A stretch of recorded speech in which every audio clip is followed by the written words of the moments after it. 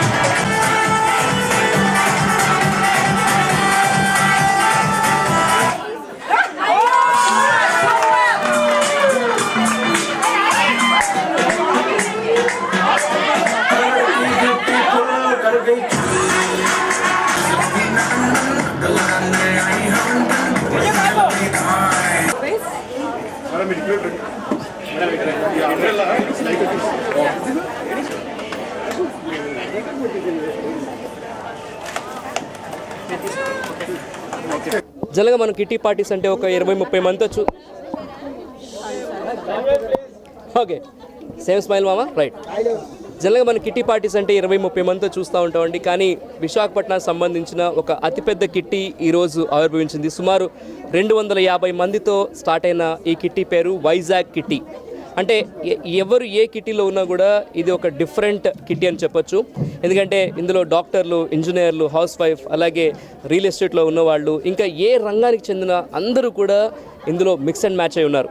ఇంకొక విషయం ఏంటంటే ప్రతి కిట్టీలోని కూడా వారు డబ్బులు వేసుకుని కిట్టి పార్టీస్ చేసుకుంటూ ఉంటారు. కానీ ఈ వైజాగ్ కిట్టి అనేది ఎటువంటి డబ్బులు కూడా తీసుకోకుండా ఫ్రీగా మా వీరు మామ వీ టీమ్, అంటే ఇది మా మమ్మీ పేరు మీద పెట్టడం జరిగింది.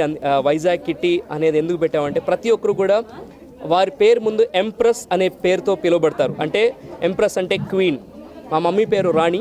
సో ఆమెకి డెడికేట్ చేస్తూ ఆమె మహిళలకి ఏమన్నా చేయాలి, వీరు ఇన్నేళ్ళు నీకు వైజాగ్ ఎంత చేసింది అనేది దానికోసం ఈ వైజాగ్ కిట్టి అనేది మనం పెట్టడం జరిగింది.